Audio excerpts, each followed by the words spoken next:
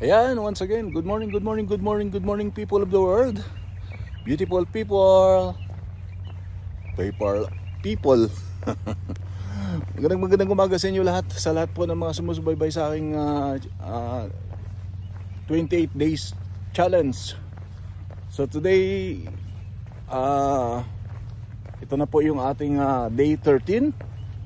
Kahapon po ay nakaano pa lang po, no? Nakapila pa lang sa ating premiere. Ang day 12 po natin ay Word of God, no? So ngayon pa lang ulit ating umpisa na naman natin ng walking, ating exercise. Abangan po ninyo ang ating premiere mamaya. Ito pala ipe-premiere ko to ngayon. Okay, so batiin ko muna kayo ng isang mapagpalang umaga sa inyo lahat. At napakabuti ng ating Panginoon, panibagong buhay, panibagong umaga, panibagong pag-asa. At panibagong kalakasan na nagmumula sa ating Panginoon. Tuwing umaga pag gumigising tayo, kikita natin yung ating itsura, ang ating muka, ang ating pangangatawan ay malusog. At purihin ng Panginoon sa kanyang kabutihan, hindi nagbabagong Diyos. Tayo lang naman nagbabago. Ayan. Okay, so kuha mo na akong thumbnail. Again, once again, back to my video. Ayun, so nung nakaraan ay ating pong topic ay ano nga ba ang ating topic nung nakaraan? Ayan, tanong ko kayo. Yan ay patungkol sa ating pong joy, which is one of the characteristic of the Holy Spirit, of the fruit, bunga ng banal na Espiritu. So ngayon ay ating tatalakayin naman yung pang-apat. Ito po ay patience. Patience. Ano nga ba ang patience? Ito yung topic natin ngayon. Mabilisan na topic. Patience sa wikang Tagalog, ito po ay pagpapasensya, no? Mahabang pasensya, matyaga, kapag-antay, no? May ibang another word of patience is perseverance, no? Yung mahaba ang PC, yan. At napakalamig ngayon, guys. Kaya tingnan nyo yung aking suot, nakasombrero ako. So ano nga ba itong sinasabi nating patience? At paano ba ito mag-workout sa buhay natin? Ulitin natin, ito po ay isa sa mga karakteristik. At ito po ay sa bunga ng banal na Espiritu. Ibig sabihin, ang pagpapasensya, or sa English lingwahe is patience, ay makakamtan lamang natin ito kapag ulitin natin, kapag nasa sa atin ang banal na Espiritu, nagre-reside sa atin, at siya ay nangangasiwa sa ating buhay. At of course, kapag tayo po ay totally surrender sa ating Panginoon at tayo nagpapasakop sa Kanya, at inahayaan natin ang Panginoon ang siyang mag-control ng buhay natin. So if God will control our life, it is by the power of the Holy Spirit, no? Kaya kapag kapangyarihan ng banal na Espiritu ang nasa sa atin, kaya natin pagpapasensyahan yung mga taong nakakainis, no? Mostly, ang example dito is yung kapag galit ka, no? Kaya mo siyang pagpapasensyahan. Kapag isang tao ay nakagawa ng masama sa iyo, kaya mo siyang pagpapasensyahan.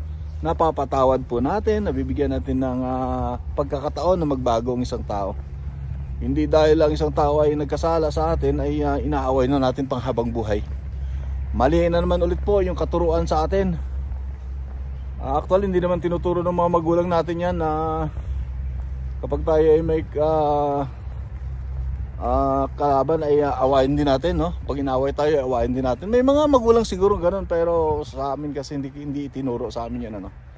Kailangan na mahaba ang pasensya namin, magpatawad at wag makipag-away. Yun po, lumaki kami sa ganyang katuruan. Kaya naalala ko po na hindi po itinuturo sa amin ng aming mga magulang na kami po ay makipag-away. yun po isa sa mga napakagandang pang-uugali ng mga unang panahon, no? Kailangan tayo po ay mapagmahal sa ating kapwa at mapagpasensya, no? So ang ating pong iniihemplo dito ay yung taong kailangan talagang mayroong ganito. Kasi mostly dito talaga nagkakaroon ng problema ang tao gawa nung walang pasensya.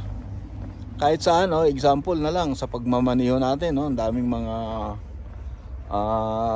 loko-loko dyan na nagmamaniho.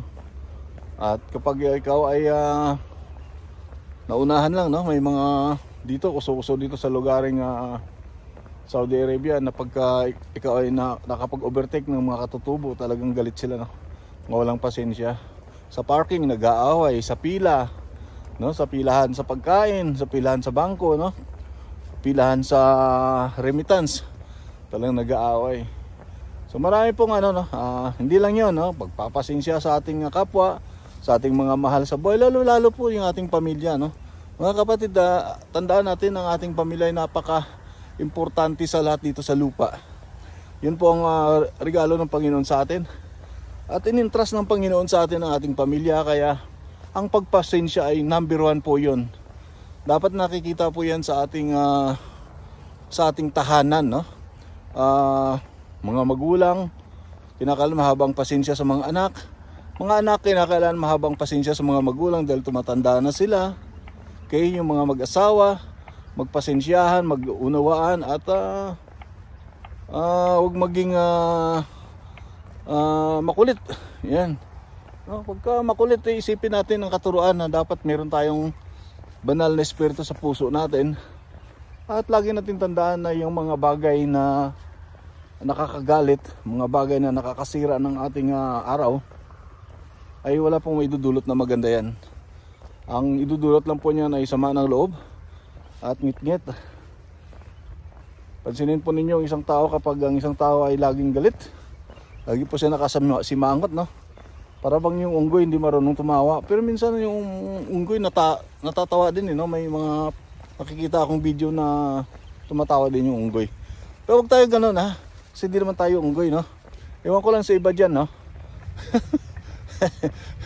Alam ko, ako kasi ang aking mga ninuno si Adan and Eve, no? Hindi po unggoy yung aking mga ninuno. Kaya kaya ang ninuno ko po ay tao. Okay, so that's much more sa ating pong topic ngayon, patience. At alam natin na kailangan natin ito sa ating buhay bilang tao at bilang Kristiyano, bilang namumuhay dito sa mundong ibabaw. Kailangan po natin ang pagpapasensya. Bit-bit po natin yan araw-araw. At lagi po nating tandaan, ito po yung matatagpuan natin, yung fruit of the Holy Spirit sa Galatians chapter 5 verse 22 onward, no? So 22 to 23, basahin nyo na lang. At yun po ay number 1 na regalo ng ating Panginoon. Kapag tinanggap natin ang Panginoong Jesus bilang sariling Diyos at tagapagligtas natin, saka pa lang po yan ay mag-activate ang tinatawag natin na patience. Ang pagpapasensya ay hindi po pang isang araw lang yan, ha? Dahil ngayon ay may katuruan tayo. Ngayong araw ay pagpapasensya na kayo sa inyong mga kapwa, o di kaya patawarin na ninyo inyong kapwa. Dapat araw-araw po yan ini-exercise natin. Para bang araw-araw tayo nagtututbrush, araw-araw tayo kumakain, araw-araw tayo nagdudumi. Dapat ganyan din ang ating gagawin. Araw-araw natin i-exercise ang fruit of the Holy Spirit, which is patience. Okay, so takbo na ako. God bless everyone. Maraming salamat. Maya ulit.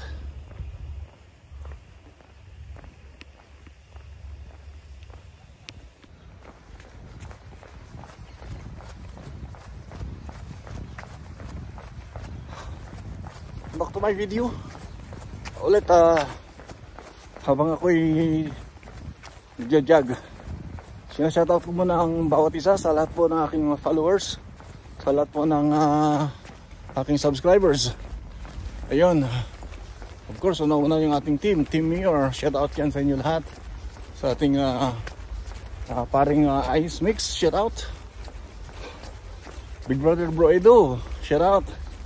Daisy Luto Vlog, shout out. Channel Christine Smiles, Tutyo, shout out. Christine Gabs, shout out yan. Shout out din natin si Bro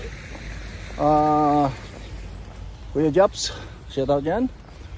Shout out din natin si Bro Nyox Digital Channel. At of course si Jox Vlogs, shout out yan Jox. Si Langga Zuz, si Yoli, shout out yan. Sino ba? Bong Gismondo, shout out yan. Of course si Raisin pala, no? Raisin lagi rin umano sa aking premiere yan. Nakakalimutan ko siya i-shout out. Salamat Raisin ha. Thank you. Talyanang Pinay, shout out yan.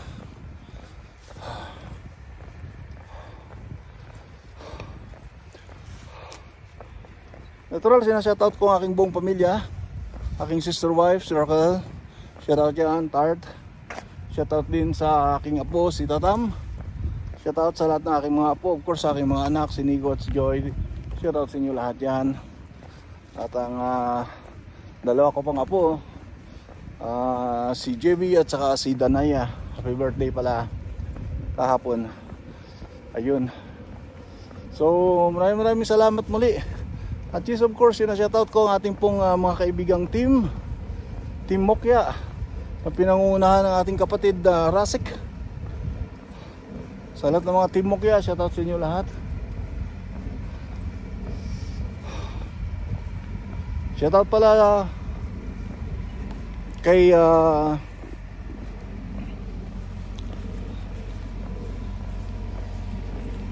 Gracia, no? Gracia, si Gracious Cooking. Isa pa niyang channel ay Gracia and Janice Mix Vlogs. So salamat sa iyong palaging presence sa aking live at even po sa aking pong premiere. Natural shoutout din sa lahat po ng mga BGM na patuloy din sumusuporta sa inyong lingkod.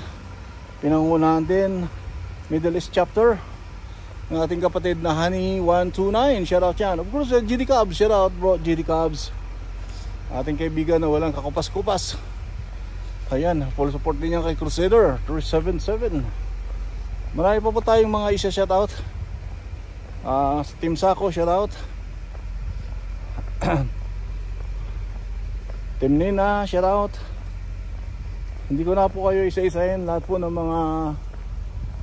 mga kasapi sa mga team na nabanggit ko. Alam niyo naman kung sino kayo. Sa lahat po ng mga umattend palagi sa aking premiere, shoutout po sa inyo lahat. Maraming salamat. Lisa Dilatori, ayan, Lovely Reads, yes, shoutout Lovely. At Linlin, shoutout yan. Sino pa ba? Habol. Pag lagi kayo sa aking premiere, natural matatandaan ko kayo. Pero pag bihira lang kayo pumapasok, yung mga nanalo pala si GIL, no? GIL si Win, shoutout yan. Kadalawang panalo na yan sa ating last chatter. Mamaya po baka mag live si Langga Honey 129. Baka sa kanya ulit natin ipapasa yung ating premiere. Okay? So ulitin ko, maraming salamat sa mga sumusuporta sa inyong lingkod, lalo sa mga nagla-live. Pagpasensyaan nyo na kung ay nagbababa po ako sa inyo ng aking premiere. Nakikiusap lang. Vlogger lang po tayo. Kaya medyo makulit minsan, no, sa inyo pong live. Kaya maraming salamat ulit. Okay, so much more on to. Takbo ulit ako at maya lang ay mag-ending na po tayo sa next video natin. Okay, bye bye for now. Takbo na naman ako. And guys, back to my video. Ulit, ako'y pansamantalang magpapaalam muna. Once again, I just want to remind sa ating pong mga nanonood ng ating pong last chatter ay makukuha po natin sa kung sinong naka-live ngayon. At yun po ninyo i-claim ang inyo pong panalo. Katatapos ko lang tumakbo. And yes, of course,